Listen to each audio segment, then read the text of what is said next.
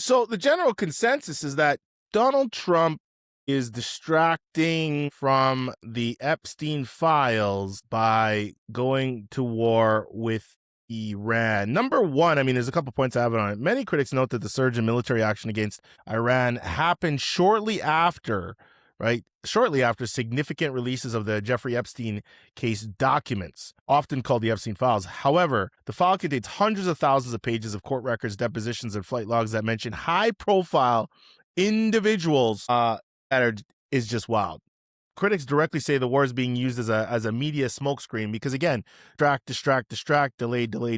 Prominent voices, including Republican Representative Thomas Massie, have publicly accused the Trump administration of using the Iran strikes to divert media and public focus from the Epstein files. Massie said on social media that bombing a country on the other side of the globe won't make the Epstein files go away, framing the timing as a calculated distraction from domestic controversy.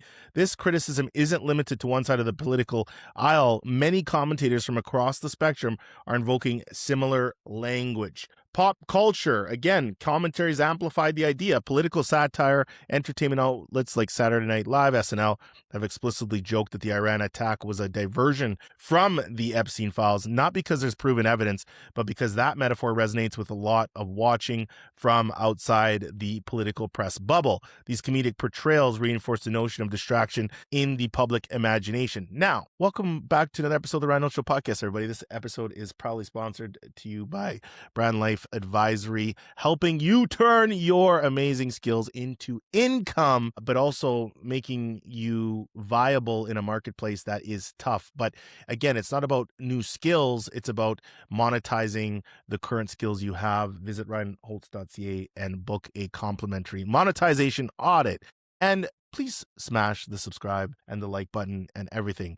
Now, here's my commentary on this. Here's what I think is happening. If you look at the internet, and you look at all the people, Eric Benet has been a big force that has kind of came out and started just absolutely being brutal, saying, look, you're keeping a pedo, you're literally protecting pedos, okay? And you know what the word for pedo is, because it's a disgusting word, it's reprehensible. However, you have the U.S. government administration literally protecting people like this. On social media, I've had several direct messages, one from a really great lady who basically said, look, you're seeing in action why men running the world and the damage it's caused.